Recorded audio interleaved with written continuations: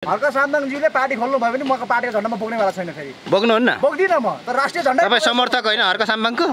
Sir राष्ट्रिय झन्डा बोक्ने हो, जसले राम्रो काम गर्छ उसलाई समर्थन गर्ने हो। ल यसरी श्रमदान चलिरहेको छ। यहाँनिर चाहिँ अलिकति वाल भत्किएछ यसपालिको झरीले यहाँका उमेथानको र अहिले उहाँहरूले चाहिँ यसरी फेरि अब यहाँनिर मिलाइरहनु भएको छ आजको श्रमदानमा चाहिँ। सर पानीले क्या सर हो अस्तिको पानीले गएको रहेछ। हो अहिले मिलाएर राख्छ फेरि हामी तुरुन्त यसलाई यो बर्खा सकिएपछि त्यसले हामीले असर गर्छ।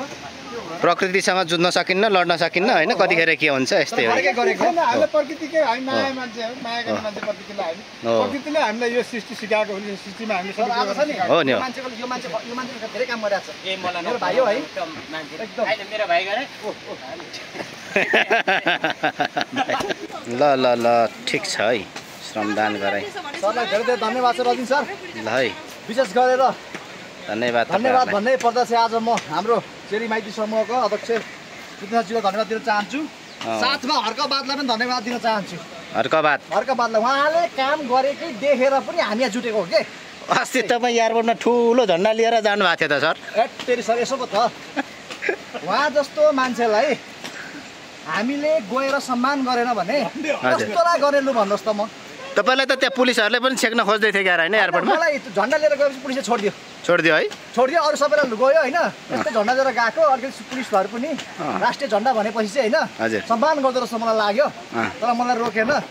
त्यस म चाहिँ उहाँलाई मनैदेखि सम्मान गर्नु गएको हो। त्यस्तो व्यक्तिलाई गर्दाखेरि मलाई निन्द्रा पनि लाग्दछ क्या, मजाले आनन्द पनि आउने, खुसी पनि हुने होइन।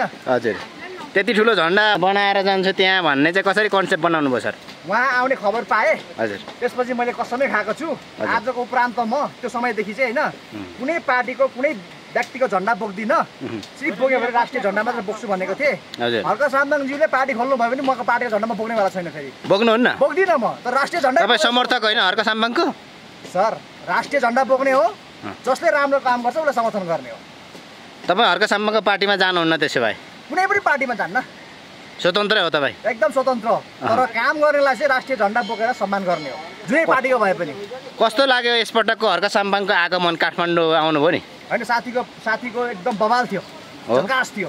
पत्रकार हेर्ने भने एउटा मेयर आउँदाखेरि तपाईँले जुन प्रकारको माहौल बन्यो नि त्यो आजसम्म इतिहासमा कुनै मेयर आउँदाखेरि बनेकै थिएन। उहाँ त राष्ट्रपति प्रधानमन्त्री भन्दा हजुर होइन बढी उहाँलाई चाहिँ के गर्यो मिडियाले फोकस गर्यो क्या। अझै मिडिया साथै रिसाएर हैरान त्यहाँ इन्टरभ्यू दिनु उहाँलाई एकदम भिड भएर क्या। हजुर हजुर तपाईँको त्यहाँ 300-400 मिडियाहरू थियो होइन। त्यो मिडिया साथीहरू सब भड्केर हैरान। किन भन्दाखेरि त हर्क सामदाङजीले त्यहाँ इन्टरभ्यू त्यहाँ कार्यक्रम रहेछ होइन, त्यहाँ दिनु सक्नु भएन। किन भन्दा त्यहाँ माहौल धेरै भयो क्या। तपाईँको हर्क सामदाङजीको समर्थक तपाईँको हजारौँ थियो होइन। अझ यत्रो माहौलमा गाह्रो हुन्छ भनेर चाहिँ त्यहाँबाट सारेर मलाई डाइरेक्ट त्यहाँ लगेको छ भन्ने कुरा जानकारी पाइयो। त्यसरी मिडियाकर्मी साथीहरू रिसाउनु भएको थियो। किन भन्दाखेरि उहाँको 2 शब्द सुन्ने उहाँलाई रहर रहेछ क्या। उहाँहरूलाई त्यत्रो उहाँ क्रेज क्या। आफै विचार गर्नुहोस् त अनि कति आएको थियो। हर्क सामदाङ अलिकति अनौठो मान्छे होइन। उहाँ आउँदा चाहिँ त्यति धेरै मिडिया हुनुपर्ने, त्यति धेरै चाहिँ उहाँका फलोवर्सहरू फ्रेन्डहरू हुनुपर्ने। अन्य राजनीतिक दलका जस्तै अन्य नेताहरू आउँदा चाहिँ किन अलिकति कम देखिन्छ त? कामले इमान्दारिताले उहाँको खटाइले उहाँ निस्वार्थ रूपले लाग्नु भएको छ नि त। अब तपाईँ अब यसो विचार गर्दा हुन्छ क्या सर होइन। एउटा मेयरले राष्ट्रिय अन्तर्राष्ट्रियसम्म होइन उहाँको कुरा सुनिन्छ र देखिन्छ भनेर चाहन्छन् मान्छे हो त? यो क्रेज फेरि स्वतन्त्र भइन्जेल मात्र हो कि सन्तोष सर? अब पार्टी खोल्ने कुरो छ, पार्टी खोलेपछि क्रेज स्वात्तै घट्ने हो कि? खास के लाग्छ तपाईँलाई? भविष्यको कुरा म केही भन्न सक्दिनँ। भविष्यलाई छाडिदिउँ। हालसम्म उहाँको क्रेज बबाल छ, झकास छ। उहाँ ज्यादा मान्छे हो, आँटिलो मान्छे हो, निडर मान्छे हो। उहाँ निडर मान्छे, अति नै जिउ छाडा पनि मान्छे हो, एक नम्बरको जिउ छाडा। त्यति नभएदेखि यो नेपालको भयभरको पार्टीहरूले मलाई दुनियाँ थरी भन्दा पनि सहनु सक्ने भनेको त चाहन्छन् मान्छे होइन। गीत बनाउने बस्ने उहाँ त मलाई लाग्छ यो प्रकृतिबाट बनाए जस्तो लाग्छ क्या। माटो हावा पानीबाट सच्चा नेपाली जन्मेको जस्तो लाग्छ क्या मलाई। किन भन्नु न, साथीलाई के को डर छैन? के को डर छ त उहाँलाई? फेरि एउटा बारी के राम्रो लाग्छ भन्दाखेरि उहाँ प्रधानमन्त्री र नर्मल मान्छेलाई सम्मान व्यवहार गर्नुहुन्छ क्या है। कसैलाई उहाँले त्यो हजुर सजुर भन्ने होइन, स्पष्ट बोल्ने, कुरा राख्ने, कुरा सिक्ने, त्यो चाहिँ उहाँको प्लस पोइन्ट हो क्या। र उहाँ सबैभन्दा राम्रो भनेको चाहिँ उहाँ अझै त्योभन्दा पनि काम चाहिँ खतरा गर्नुहुन्छ क्या।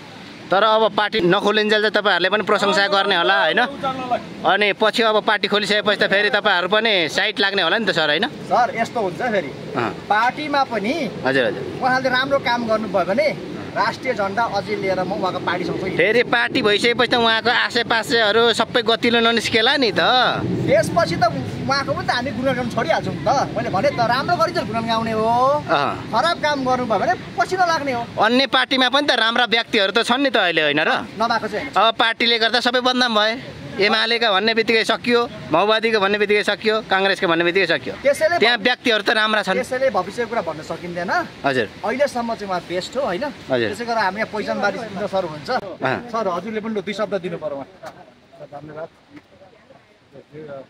उहाँ पनि जानुभएको थियो उहाँ नजाने कुरै हुन्न उहाँमा त जता म उता उहाँमा जिग्रियो क्या नङमासु हामी ए अब हल्का सन्तानको विषय यो गम्भीर रूपले यहाँले उठाइराख्नु भएको छ सबै देशैभरि श्रमदाता भनेर चिनिन्छ उहाँले चिनाइराख्नु भएको छ पार्टी खोल्ने क्रममा चाहिँ उहाँले के भन्नुभएको छ भने अस्ति काठमाडौँ भेटघाट कार्यक्रममा हजारौँ लाखौँ लाख भिडमा म यो देशमा एक्लै नहुने रहेछ तपाईँहरू जस्तै श्रमदाताहरू चाहिँ रहनुभयो भने यसरी साथ दिनुभयो भने एक ठाउँमा बसेर एउटै छत्रछायामा बसेर काम गरौँ एउटा पार्टी निर्माण गरेर जाउँ देशैभरि पार्टी जस्तो निर्माण गरौँ भनेको छ त्यो कारणले अरू जस्तो पार्टी होइन हर्क साम्पाङको छ अरू जस्तो पार्टी होइन मलाई जहाँसम्म लाग्छ त्यसमा श्रम हामी सबै सम्मान एउटै हौँ सबै जसले एक ठाउँमा बसेर काम गर्न सक्छौँ पद र लोभ लालचाको मान्छे चाहिँ साथीहरू चाहिँ यहाँ नबस्दिनु होला नआइदिनु होला यदि पार्टी खोलिहालेछ श्रम गर्ने आफ्नो राष्ट्र बनाउँछु भन्ने मान्छेले मात्रै रहन सक्छ यो पार्टीमा भनेको छ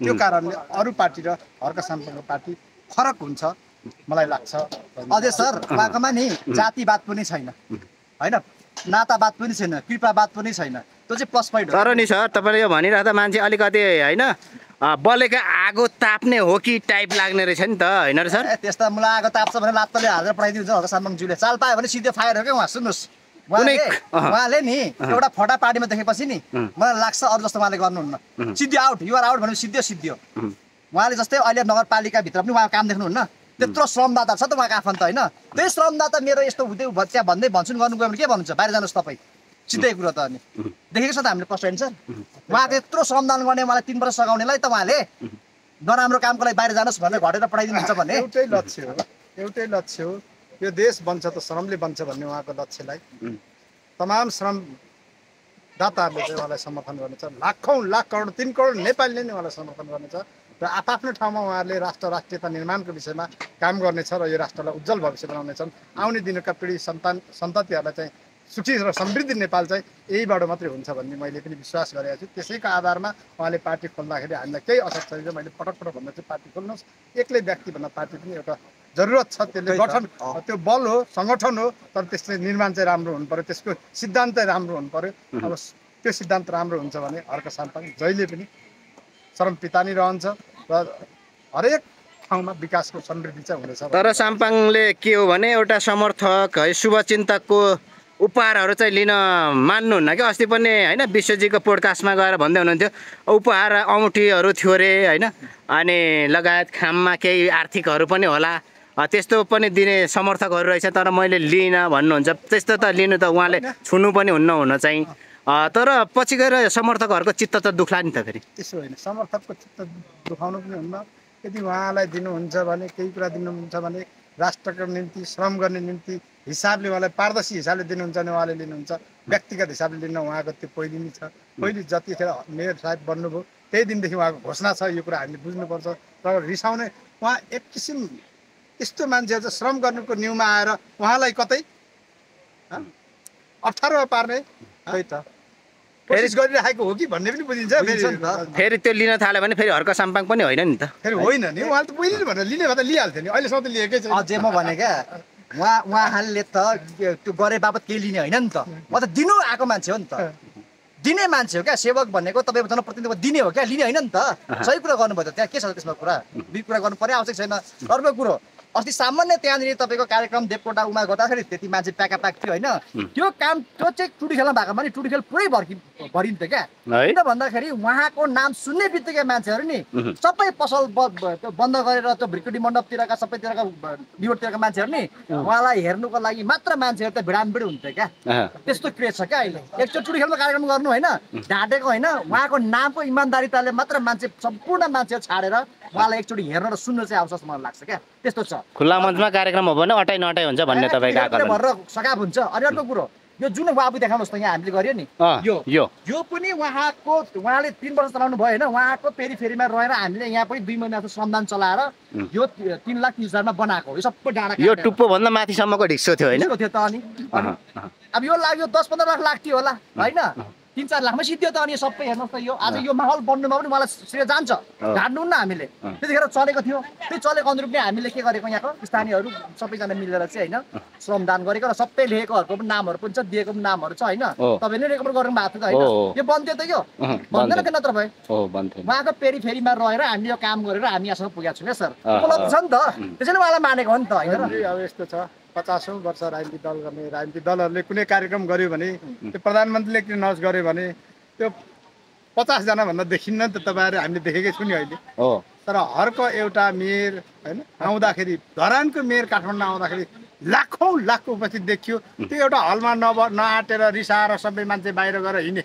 अब ठाउँै छैन उतान छैन हल अनि त्यो खुल्ला मञ्च भयो उहाँले भने जस्तो लाखौँ हुन्थे तर राजनीतिक दलले गरेको कार्यक्रम हामीले हेरेछौँ त हजुर अहिले 50औं वर्षको स्थितिमा राजनीतिक दलहरूले काम गरेको स्थिति र त्यो सङ्गठन हेर्दाखेरि कुनै कार्यक्रम गरेर 50 जना हुन्छ तर उहाँ चाहिँ 5 लाख छौँ भन्छ यस्तो खालको परिधि हामीले देखिरहेको छौँ तर हरकलाई हामीले त्यो भनेको होइन हामीले उच्काएको होइन हामी आफै जान्छौँ राजनीतिक पार्टीले भन्यो भने हामी जाँदैनौँ किन सर यस्तो पनि छ फेरि छ नि त समस्या उहाँहरूको पार्टीले वेब जारी गरेर उहाँलाई बोलाउनु हुन्छ होइन पेट्रोल हालिदिने पैसा दिने गर्नु होला सायद जस्तो लाग्छ म होइन बेलुका खानपिन होला हर्क सामदाङको मन्दिरमा त पानी पनि पाइँदैन आफै किनेर खाने हो मैले त्यहाँ अब साथीभाइ आएको थियो मैले खर्च गरेँ ममै किनेर खायौँ होइन बाहिर गएर खायौँ सिधा कुरो नि के को पैसा दिनु र के आफै रातिसम्म हालेर अनि के को अत्त नपत्त हावा कुरा गरेर मान्छेलाई खाममा पैसा रे के रे चिकन तन्दुरी मासु रे के को हुन्छ हर्कसम्म त भुइँमा कट्टु लाएर खान्छ बसेर 1 रुपियाँ गोजीमा साथीको हुँदैन भएको कुरो अनि हो कि होइन कट्टु त एउटा राम्रो किनेर लाउन सकेको छैन साथीले